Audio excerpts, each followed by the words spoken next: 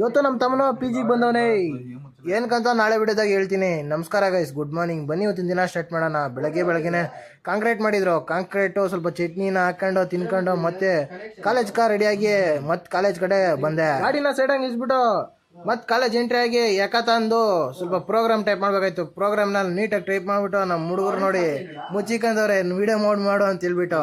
ಹುಡುಗರು ಕ್ಯಾಮ್ರಾ ನೋಡಿದ ತಕ್ಷಣ ಯಾಕೆ ಭಯ ಬೀಳ್ತಾರಂತ ನಂಗಂತೂ ಗೊತ್ತಾಗಿಲ್ಲ.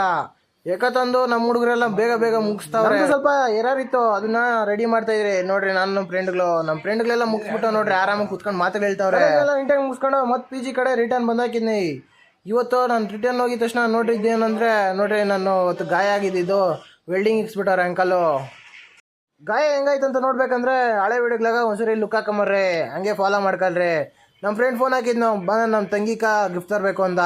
ಹೋಗಿ ಒಂದು ರೌಂಡ್ ಹಾಕೊಂಡು ನೀಟಾಗಿ ಎಲ್ಲ ಒಂದು ರೌಂಡ್ ತೋರಿಸಿದ್ನೆ. ಹಂಗೆ ನೋಡಿ ನಮ್ಮ ಫ್ರೆಂಡ್ ಇಲ್ಲೆಲ್ಲ ಚೆನ್ನಾಗೈತೆ, ನಾನು ನೋಡಿ ಸೆಲೆಕ್ಟ್ ಮಾಡಿದ್ನಿ. ಇದನ್ನ ಸೆಲೆಕ್ಟ್ ಮಾಡ್ಕೊಂಡು ಬೂತ್ ಕಡೆ ಎಡೆ ಎತ್ಕೊಂಡು ನಮ್ಮ ಕ್ಯಾಮ್ರಾಕ ಸ್ಕೋಪ್ ಆಗ್ತಾ ಇದೀನಿ. ನೋಡ್ರಿ ಎಷ್ಟು ಕ್ಲೀನಾಗಿ ಕಾಣಿಸ್ತೈತೆ ನೋಡ್ರಿ. ನಮ್ಮ ಅಣ್ಣ ಪ್ಯಾಕ್ ಮಾಡ್ತಾನೆ, ಸೆಲೆಕ್ಟ್ ಮಾಡಿರೋದನ್ನ ನೋಡ್ರಿ. ಕ್ಲೀನಾಗಿ ಝೂಮ್ ಆಗ್ತಾ ಇದ್ದೀನಿ. ಬಿಲ್ ನೋಡ್ರಿ ಎಷ್ಟಾಗೈತೆ ಅಂತ. ಬಿಲ್ಲೆಲ್ಲ ಹಾಕ್ಸ್ಕೊಂಡು ಮತ್ತೆ ನಮ್ಮ ಫ್ರೆಂಡು ಸ್ಪೆಕ್ಸ್ ಬೇಕಂತ ಇದ್ದ. ಸ್ಪೆಕ್ಸ್ ಸೆಕ್ಷನ್ಗೆ ಹೋಗಿದ್ರೆ ಇಲ್ಲೊಬ್ಬ ನೋಡಿ ನಮ್ಮ ಹುಡುಗನ ಹೆಂಗೆ ಬರ್ತಾವನೆ, ಸಾಕಾದಾಗವನೆಲ್ಲ.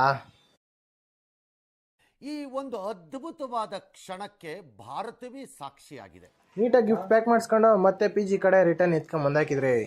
ಸ್ವಲ್ಪ ಹೊತ್ತು ಬಿಟ್ಕೊಂಡು ನಮ್ಮ ತಮ್ಮನು ಪಿ ಜಿಗೆ ಬರ್ತೀನಿ ಅಂತ ಹೇಳ್ತಾ ಇದ್ದ. ಹಂಗೆ ನಮ್ಮ ತಮ್ಮನ ವೇಟ್ ಮಾಡ್ತಾ ಇದ್ದೆ.